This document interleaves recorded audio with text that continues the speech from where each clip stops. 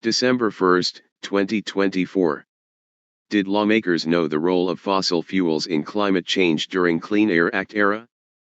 How much was known at the mid-20th century about the dangers of human-caused climate change? A lot more than most Americans think. In a new paper published in the Ecology Law Quarterly, Naomi Orskes and a team of science historians detail more than a century of research connecting carbon dioxide emissions with global temperature rise. The findings illuminate what Congress knew, and what it intended, when targeting air pollution with the 1970 Clean Air Act, questions that arose during a landmark 2022 Supreme Court ruling limiting the power of federal agencies to enforce the law. We found a universe of scientific work that got lost, forgotten, or buried, said Orskes, the Henry Charles Lee Professor of the History of Science. Orskes hopes it will serve as a definitive account of what was understood by the 1950s and 60s about the dangers of burning fossil fuels. At 124 pages, the paper surfaces everything from government reports on inadvertent weather modification to long-dead lawmakers pondering the future of electric vehicles. It establishes that the era's experts saw CO2 as one of many environmental threats to regulate. Today, we think of climate science as different from air pollution, offered co-author Colleen Lanier Christensen, Ph.D. 23, a postdoctoral fellow in the history of science. But in the 60s, they were very much intertwined.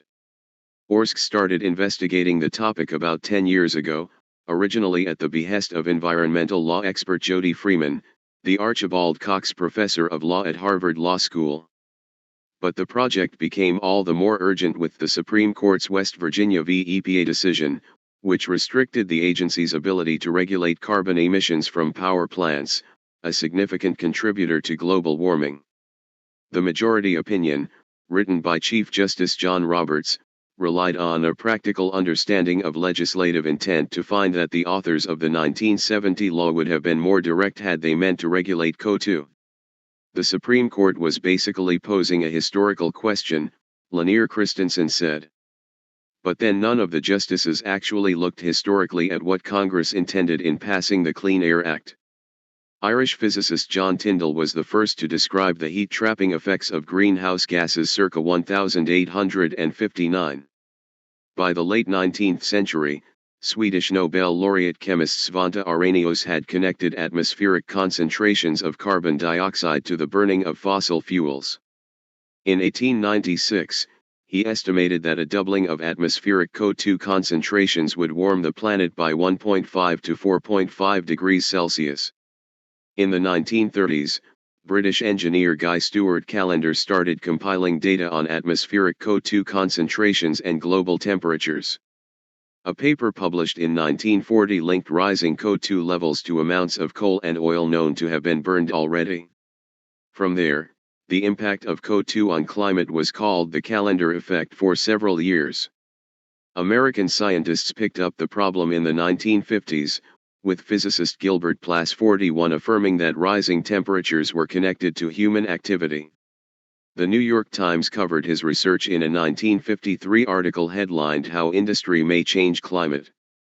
By the early 1960s, Callender was complaining that everyone likes to have a go at the issue. That included a growing community of scientists working in the U.S. government. Central among them was Alvin Weinberg, director of Tennessee's Oak Ridge National Laboratory. In 1961, Weinberg spoke to the deterioration of our atmosphere by the accumulation of CO2 at a University of Tennessee science fair. This wasn't some super technical conference, emphasized Orskes, whose books include The Big Myth, 2023, and the best-selling Merchants of Doubt, 2010. He saw it was an issue ordinary Americans needed to know about. And as the decade progressed, an increasing number of ordinary Americans did know. A 1958 documentary by It's a Wonderful Life filmmaker Frank Capra, viewed by millions of U.S. school children by the mid-60s, warned that man may be unwittingly changing the world's climate through the waste products of his civilization. Also influential was a February 1969 appearance on The Merv Griffin Show by poet Allen Ginsberg.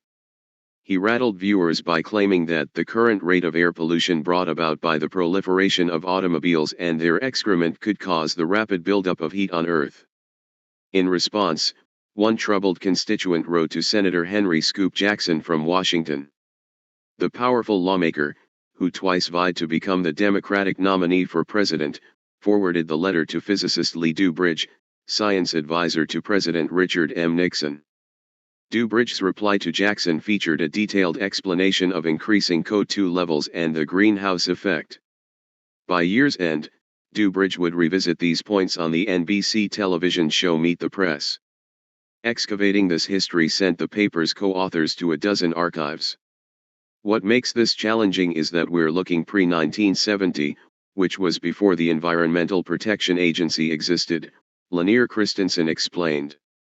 All functions related to the environment were spread across the federal government. An obvious stop was Bates College, home to the archives of Maine Senator Edmund S. Muskie, a key architect of the 1970 Clean Air Act.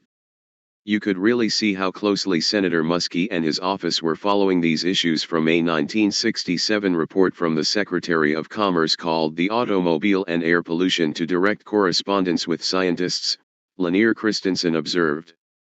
Fast forward to the 21st century, and much of this history has been forgotten, the researchers say. They argue that the U.S. Supreme Court got it wrong with West Virginia v. EPA and note the error also appeared in its 2007 Massachusetts v. EPA decision, which initially granted the EPA authority to regulate CO2 as a pollutant covered under the 1970 Clean Air Act.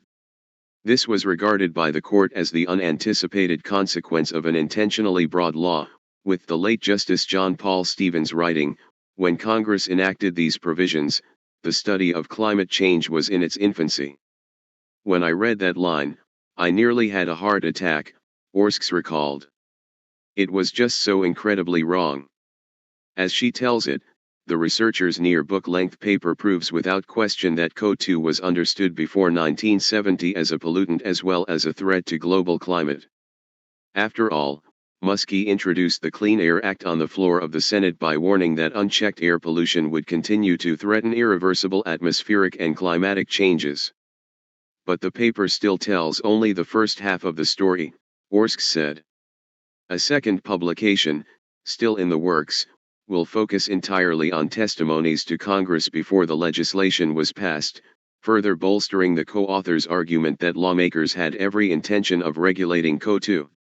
I don't expect the justices to read these papers and change their minds, Orskes said. But what they can do is to empower lawyers arguing these cases as they push back against faulty claims.